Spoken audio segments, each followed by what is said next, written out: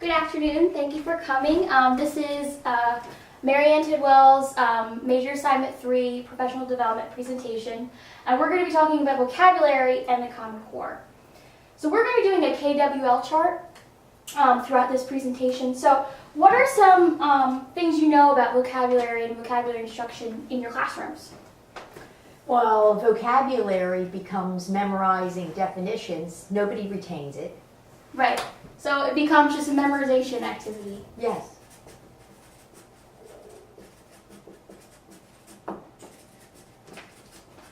What else?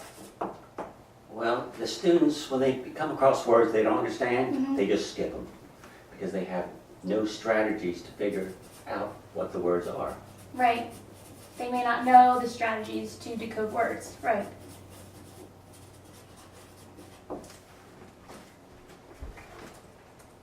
So we're going to be doing an anticipation guide. I'm going to read some statements and you're going to say whether you think they're true or false. So the first one is, teachers spend, on average, less than 2 minutes on vocabulary instruction during reading lessons. What do you think, true or false? I think it's true. I think false. You think false? Yeah. Let's see. It's actually true. A study by Roser and Jewell in 1982 said that teachers spend, on average, only 1.67 minutes on vocabulary during each reading lesson.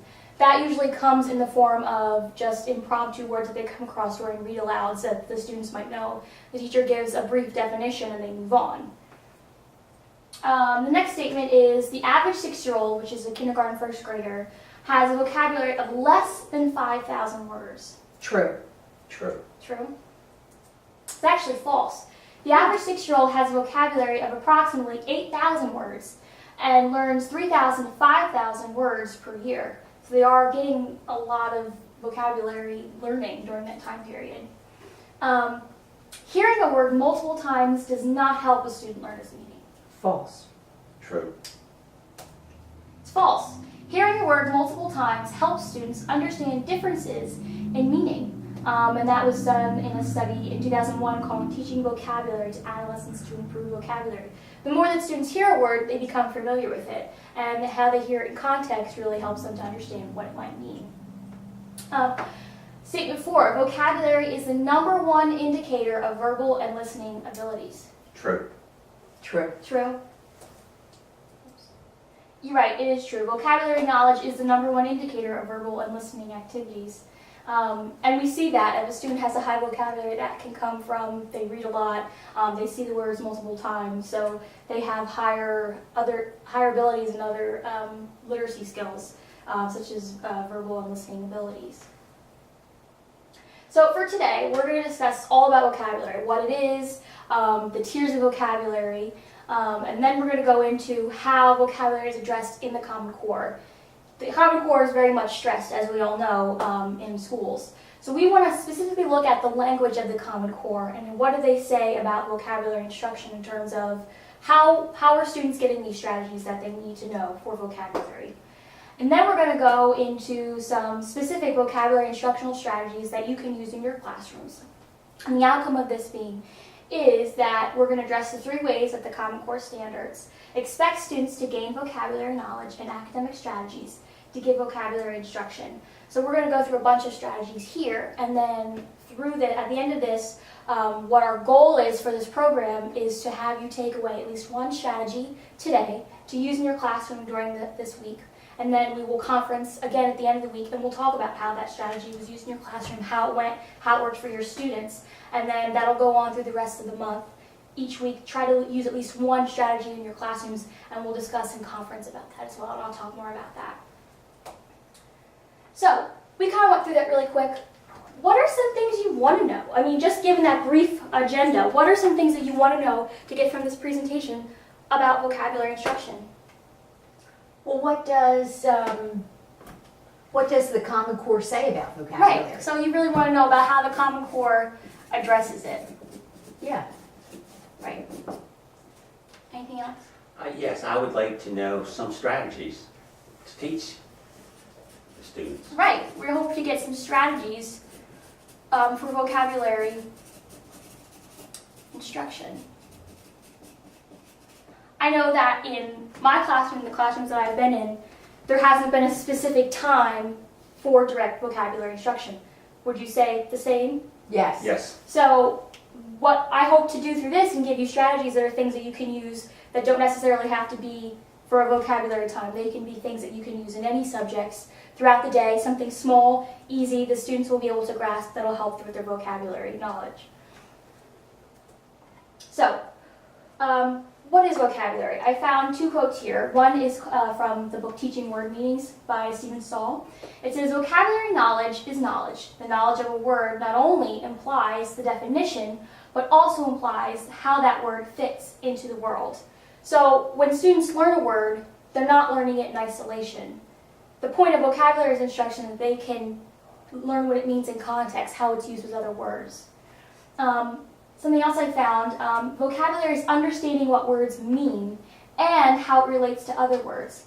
If I give you a word, you will most likely to be able to give me other words that relate to that word. And through this, you are pulling on your knowledge of how that particular word relates to language and learning. Just meaning that words are not used in isolation. You're understanding its meaning by what the word is related to, how it's used in context. You're thinking of previous experiences, your background knowledge about the subject of the word. So what is the purpose of vocabulary instruction? A study in 2007 said the goal of vocabulary instruction should be to build students' independent word learning strategies that can empower them for lifelong learning. Another quote in a couple of other studies is that vocabulary development is both an outcome of comprehension and a precursor to it, with word meanings making up as much as 70% to 80% of comprehension. What this is saying is that vocabulary it automatically has an effect on all other aspects of literacy learning. It directly relates to comprehension. If you know what a word means, you'll be able to comprehend it in the text that you're reading.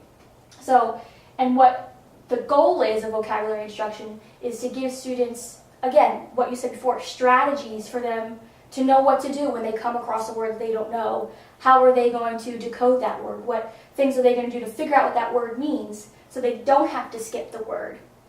So they can become independent in the sense of if they come across a word they don't know, they can think, all right, well, let me try this to figure out what the word means. It's that ultimate goal is that they can understand the text that they are reading. It'll give them some tools to understand the words. Absolutely.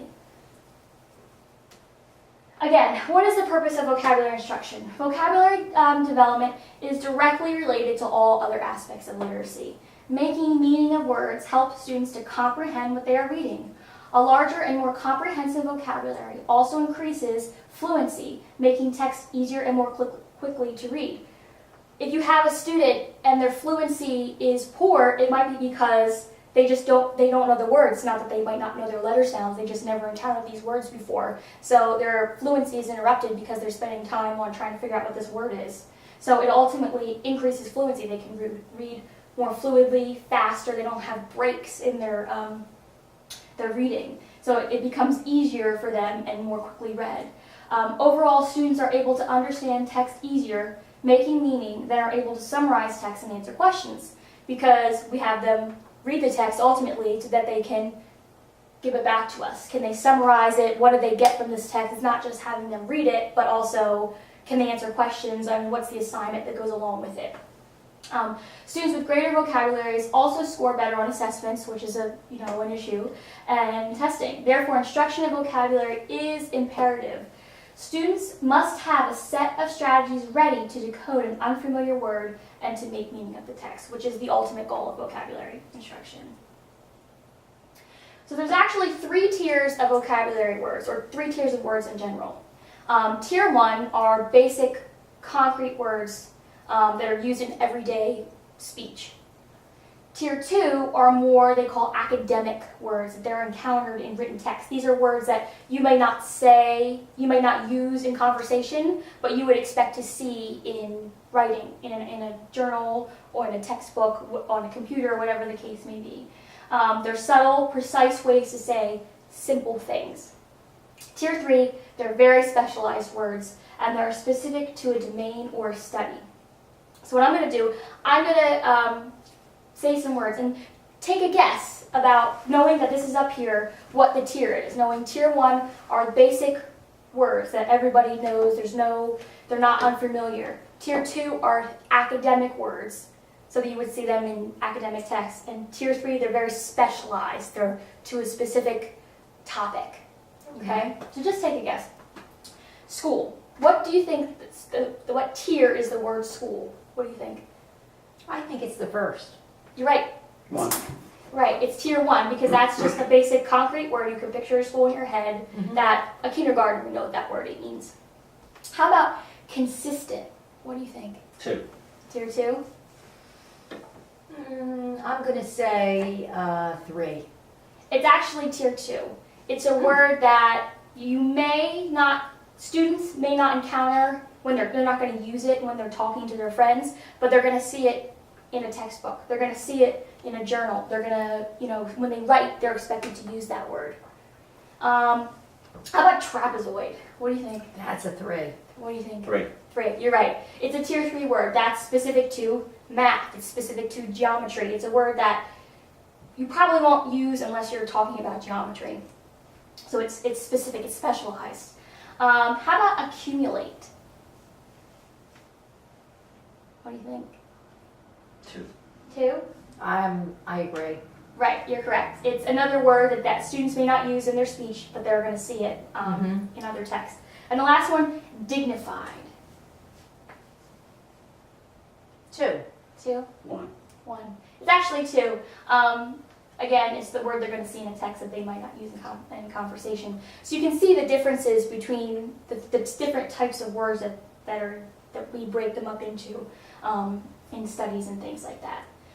The reason I bring this up is in the Common Core standards, what their focus is on tier 2 words. So they're really focusing on those academic words, the instruction of these types of words. They're not worried about the words that students already know, and they're not worried so much about specialized words, because specialized words, you're going to encounter them when you get to that subject, and it's not something you're going to have to use all the time.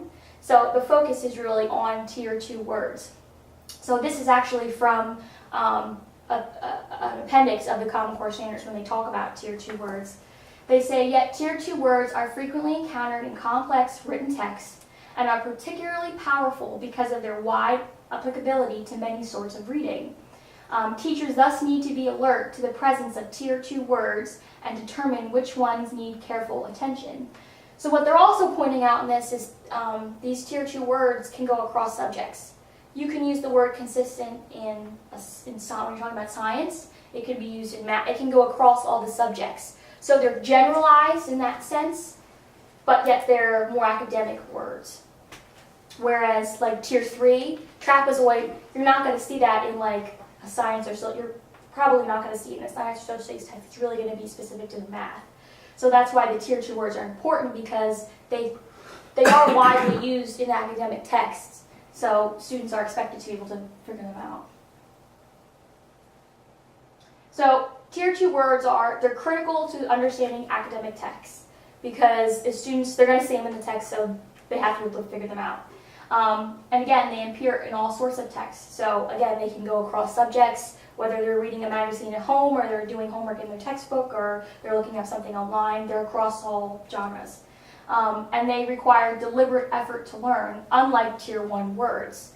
Meaning, tier 1 word we had at school, that doesn't really take a deliberate effort to learn. There's not lots of strategies that go along with that. Again, that's something that kindergarten students would know. They would go to school. They know what schools, they can picture school in their mind. Whereas something like consistent, can you really picture that in your mind? That's not something you can make a picture in your mind about.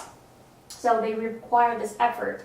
And they are far more likely to appear in written text than in speech. Again, consistent, accumulate, dignified, you may not be using that, constantly in conversations, especially for students. They're not using those words in conversations with their friends. They're only seeing them in writing. They often represent subtle, precise ways to say otherwise relatively simple things. So, accumulate, that's a tier 2 word, but, in like layman's terms, you might think, get things, things like that, but it's a more academic way to say something less academic, I guess. and they are seldom heavily scaffolded by authors and teachers, unlike Tier 3 words, meaning that they're not often, it's not like teachers, again, as we saw in our classrooms and in one of the statements, teachers don't spend a lot of time because there's so much other things to do. A lot of times it's hard to get direct vocabulary instruction. So teachers aren't, when they're giving new words to students, like I said in the read aloud example, you're reading a text to students, you come across the word consistent. You're reading to a class of maybe second graders. They don't know what that word is. You realize they don't know what that word is. You're going to briefly explain what that means and move on. You're not going to give them the opportunity to, have an activity where they're going to figure out what that word means. This is just, that's what they mean by scaffolded. You're just going to give them the definition and move on. It's not a time spent sort of thing. Whereas for like Tier 3 words, trapezoid, that's going to be part of a math unit that you're going to spend time on. See what I mean? I do. Okay, and again, instead of calling it Tier 2 words, they call it academic vocabulary. The Common Core places their focus on academic vocabulary, or the precise ways to say general words. One Reading Research Quarterly article states academic vocabulary is perhaps the most obvious aspect of academic language, and lack of academic vocabulary knowledge has consistently been identified as an obstacle to student success. So, because these Tier 2 words, these academic vocabulary are used across all genres, they're going to be seen a lot. If students they don't know what the word means and they don't have the strategies to figure out what these words mean, they're going to encounter that problem over and over again. So that's why it's the most obvious aspect of academic language. They're what they're seeing all the time, but they have to have those strategies available to be able to code them and further what they're doing. So, what does the Common Core specifically say about vocabulary instruction? Well, in the Common Core, we know they also have anchor standards, which are just like the generalized statements before they get into the specific reading and math standards. So, there was 3 anchor standards that specifically addressed vocabulary instruction. Reading anchor standard number 4 says students must interpret words and phrases as they are used in a text, including determining technical, connotative, and figurative meanings, analyze how specific word choices shape meaning or tone. So what they're saying is that they must interpret the words in the text, so not isolated, and determine how the different meanings of the words, analyze why that word choice was meant. So the Common Core has a specific language, and you really have to sit and look at it to figure out exactly what are they saying in it. So they're talking about analyzing, figuring out different meanings, and that's just in one of the standards. And in the language anchor standard number 4, it says, determine or clarify the meaning of unknown and multiple meaning words and phrases by using context clues, analyzing meaningful word parts, and consulting general and specialized reference materials as appropriate. So this statement is more specific, and they're telling you that these are the ways that they're going to have to figure out words. They're going to use context clues. They're going to analyze word parts, so parts of the word that they know, and consulting reference materials, dictionaries, the internet, thesauruses. So in that statement, they're telling you these are the strategies that you're going to use. The last standard, the language anchor standard number 6, says that students must acquire and use accurately a range of general, academic, and domain-specific words and phrases sufficient for reading, writing, speaking, and listening at the college and career readiness level. That's the stress of the Common Core for college and career readiness. And demonstrate independence in gathering vocabulary knowledge when encountering an unknown term to comprehension or expression.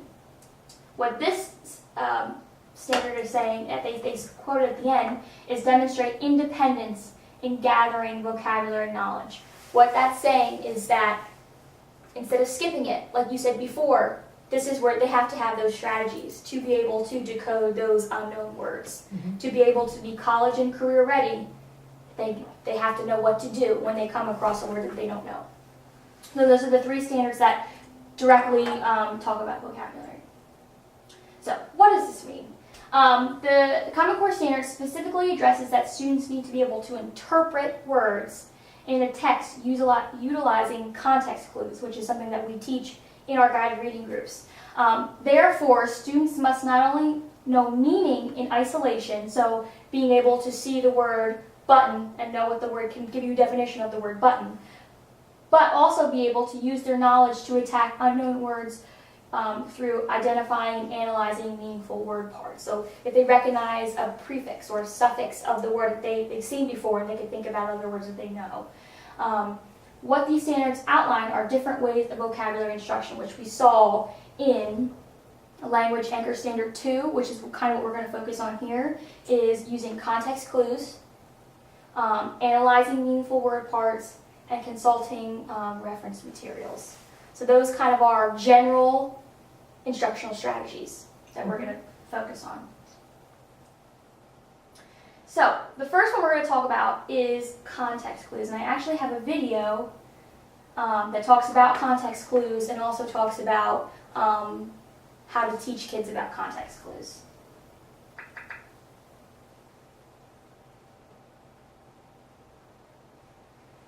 Hey, welcome to another video at loveyourpencil.com. This one is talking about context clues. Context clues is a really great, fast, easy, successful way to figure out what unknown words mean. Context means what is around something with the bigger picture. So a context clue is a word or set of words near an unknown word that gives you hints to the meaning of the unknown word. And here's an example. Okay, so what is this? Just tell me what this is. You know? Okay, now here's the thing. You can look at it and stare at it all day long, and you won't be able to figure out what it is, not easily anyway. Would it help to see the picture's context? In other words, would it help to see the bigger picture? Would you like to see what's around this? And you're going to see why you want to use context clues. You're going to see this because now, when you see the bigger picture, you're going to see what this is. It's a duck. How about that? This area right here. So this is the beauty of a context clue, is when you see what's around something that you're not aware of, a lot of times, not all the time, but a lot of times, it can give you a great clue as to what it is that you're looking at. And this technique works with figuring out words too. Now again, it doesn't work all the time. No one technique to figure out what a word means works all the time, but this works, pretty well, and it can help you figure out what a word means without worrying about asking anybody or going to a dictionary. So let's try it with actual words here, okay? So let's take a look at this word, halcyon. Do you know what this word means? Again, like I said, you can look at it and look at it and look at it and think about it all you want, but you won't be able to figure it out because it's a tough word to try to figure out without some sort of context clue. So let's take a look. Let's take a look at this in context. In other words, in context means in the bigger picture. As the ship sailed west, the sailors watched the sea's gentle waves and listened to the seagulls in the clear skies calling to each other. The halcyon weather was about to end, however. To the east, dark clouds approached, heading right toward them. Right, so there's that word halcyon. So you've got to use context clues. So it says there's gentle. This is the first clue, gentle waves. And here we have clear skies. Gentle waves and clear skies, and something about that halcyon weather is coming to the end. So guess what word is closest in meaning to halcyon? Guess. I'm not going to tell you, but guess which one it is. Peaceful. And this is how you know what you can figure out what a word means by looking at the context. Like I said, it doesn't work all the time, but it's better than nothing. It's better than just sitting there and saying, I'm confused, and putting your head down in class. Which is what happens. I hate English class and all this other nonsense. Just when you see a word that you don't know what it means, you have to do something. You have to think about it. And this is one of the most efficient ways to think about a word that you don't know what it is. So let's take a look at the assessment. The assessment is a different document, which is also available on the website. And you're just going to, I'm not going to read the whole thing, but what you're going to do is you're going to read these questions and circle the correct answer, A, B, C, or D for each question. And here you have a simple question with, and you're going to pick the right answer. Here, let's pretend that you're reading a short story in class, this one right here. and then you ask the teacher, what does gross mean? The teacher tells you, and then you read this sentence, which also has gross, and what you're seeing here, this is another reason why you want to use context clues. Here, this story has the word gross in it. Again, I'm not going to read it right now. You can download this and print it for free and read it. Here's the word gross, and here's the word gross. But you know what? The word gross can mean two totally different things. So a lot of times what will happen is the teacher will explain to you what a word means, and then you'll see it, and then I'm just going to pause that there because that goes back to the first reading anchor standard where it says, noting the multiple meanings. That's a perfect example. If they're memorizing definite in isolation, they're going to know the one meaning. However, a word like gross can have multiple meanings. So that's why they have to know the multiple meanings and be able to use the context clues to figure out what meaning they're used in the text. you go, wait a minute, that doesn't make any sense. Always remember that words can mean different things. So just read this, hopefully with your teacher, and figure out what is the correct answer. And then this means that you're going to have to read all of this. You're going to have to read all this in order to get the right answer. All right, and then here's question number 3. You're reading this passage in class. All right, and so this is a sort of a visual representation of some context clues. You're going to read this, and you're going to answer. You're going to circle the correct answer. Okay? So I hope this helps as you figure out how to use context clues to figure the meaning of words. It's a really great strategy. I strongly recommend it because the more words you know, the better reader you are. That's the truth right there. So thanks so much for... So that gave us a little insight about using context clues. So just from watching that, what would you say are the steps to use context clues? So say a student is reading and they come across a word they don't know, and you want them to use context clues. So what do you think would be the first thing that they have to do? Maybe reread the sentence. Reread the sentence. Well, even before that, they have to identify the word that they don't know, right? So they pinpointed the word that they don't know. Right. And then maybe that they reread the sentence, look for the words around the word they're reading. And then what? Then they're looking around, and what are they looking for? Trying to look for some words that are around it that they do know. Right, they're looking for other words they do know that might have a similar meaning or might give a hint, right? And then once they've gotten their hints, then they're going to come up with their own definition. So here's our steps to find word meanings from context clues. First, they have to identify the word that they don't know, pinpoint it in the text. Then they're going to read around the sentence, reread the sentence that it's in, maybe read the sentence before, the sentence after, and look for words that they do know, which are sort of like their hints. In the example that we had, they found other words that might give a little hint. In the context, reread sentence around the word. If there's pictures for primary students, the pictures may give the word meaning away. If they're reading a nonfiction text, maybe it's in the title to a specific part of their reading. And then think, have I seen this word before? Do I know anything about it or any part of it? Is there a prefix, a suffix, any part of that word I can take out and think, I've seen that before, I know what that part means. And finally, infer what the word means by its clues. So can they come up with a definition from using the context clues? So that's one way, one strategy. This is something that you can teach to your students, giving them examples like we saw in the video. Of course, leveling it to your students' levels if they're primary and intermediate. But these are the strategies that this is for context clues. If you're teaching your student context clues, this is what you want to teach them to be able to do. So that's the first part. Now, talking about specific tools. So they've learned the steps to figuring out, using context clues for vocabulary. Well, what is something that I can use with that? They know the steps. They've learned that. Graphic organizers. So we're going to use graphic organizers when they use context clues. The first one is the word context box, which is what I have here. So basically, they're reading a science text, for example, showing this can be across the subjects. And they come across, you can tell them they know their context clue steps for what they need to do to use, you're telling them they have to use context clues. So they're going to identify the word, they're going to write the word in the box, then they're going to write their context clues, hints, the words they found they know.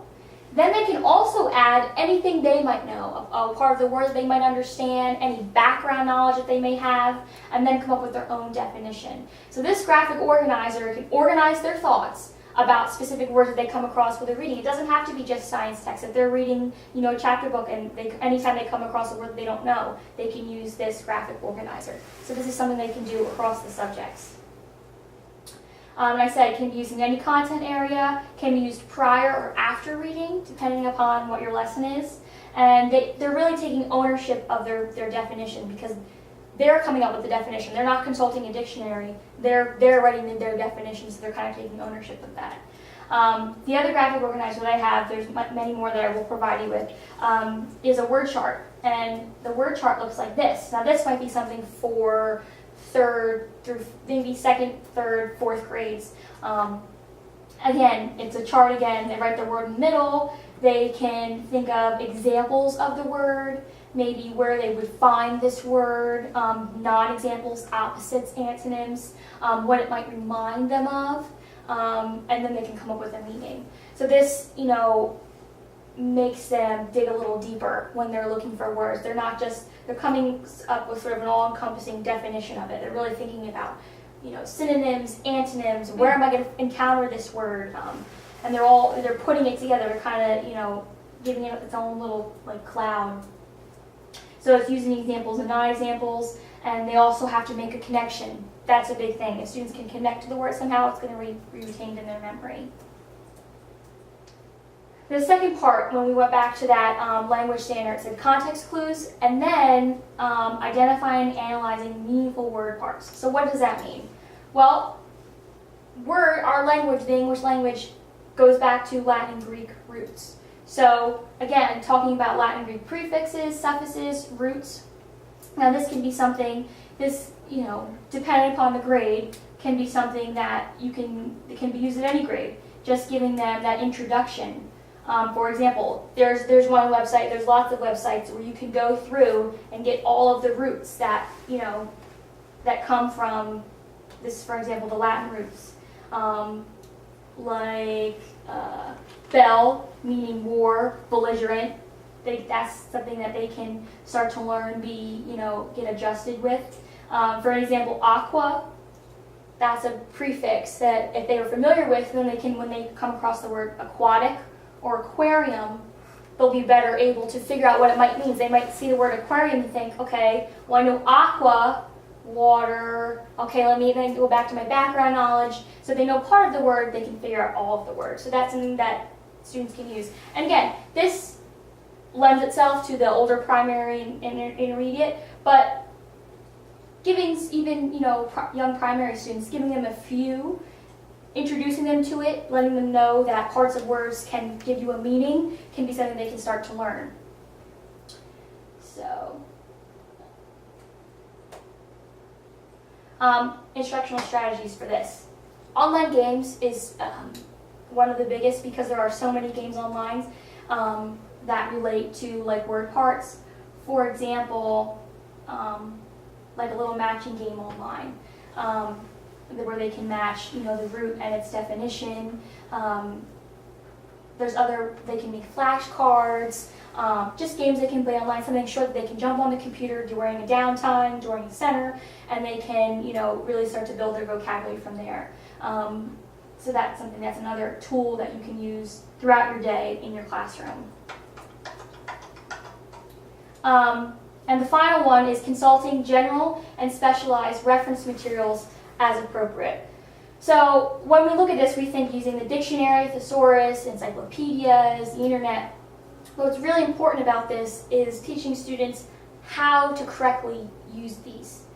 You can't just send them off with their dictionary because they're not going to know how to do it. So when you go to this specific part of the Common Core, they have to be able to consult these reference materials. So first, of course, you're going to teach them how to use a dictionary. And not only just dictionaries, but how to look for the websites that are validated, that are, the good websites, because there's so much on the internet, having them have those internet skills that they can, tell what is true information. And an instructional strategy for this is something called the vocabulary question cube, which I have here, but I also have a video to show you that kind of lets you see it in action.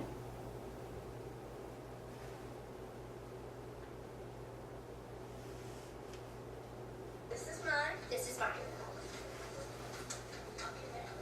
Say the word to your buddy. How do you know how to pronounce the word? That word. Aerodynamic.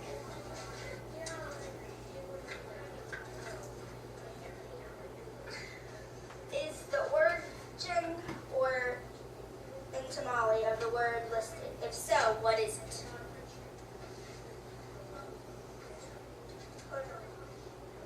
No. Okay, you're wrong. Are the synonyms or antonyms listed? If so, what are... So basically, as you can see with that, students, how the vocabulary question cube works is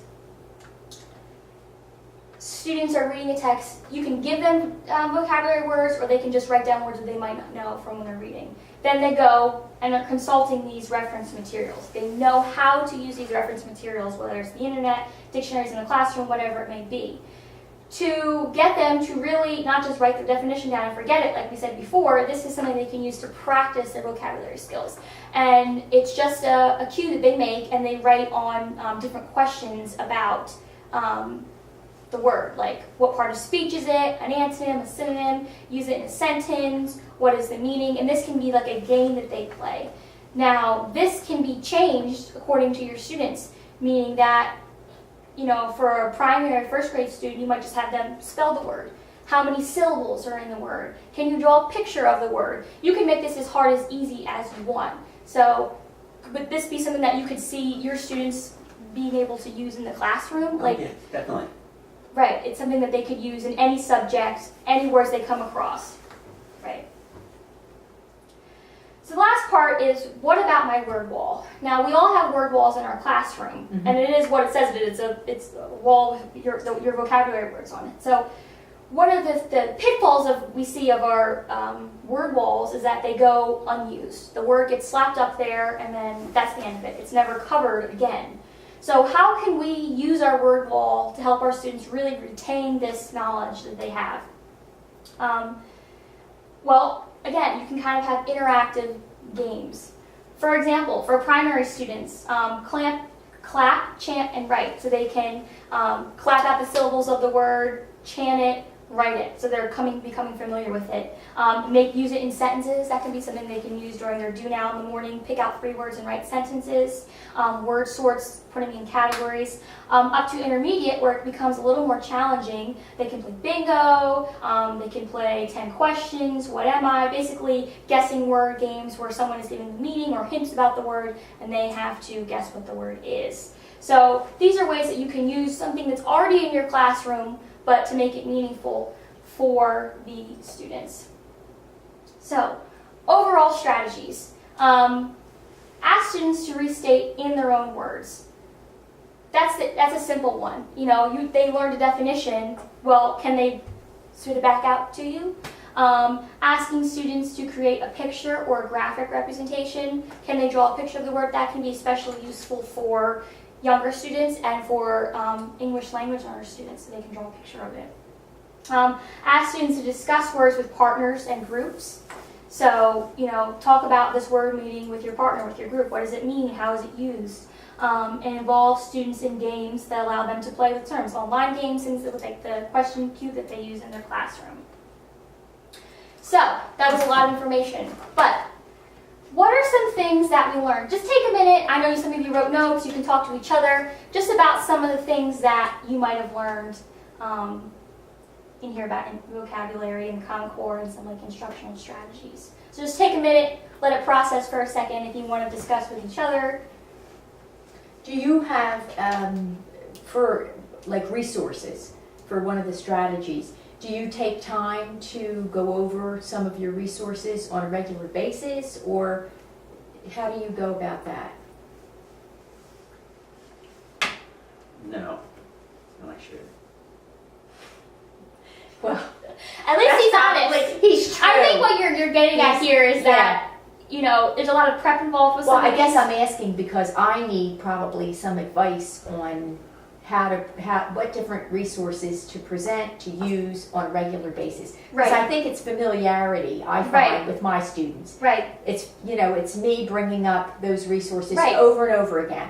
So Right. I was, So I think what you're getting at here, I can ask here, like, for an example, the context clues and the resources. There's lots of instructional strategies, those graphic organizers, you know, prepping them and having students be familiar with that. So right, I guess one thing you learn is maybe something that to be constantly be reviewed with students, Yes. like the steps, the context clues. yes, So a constant review of skills, steps, and strategies, mhm, right? mhm.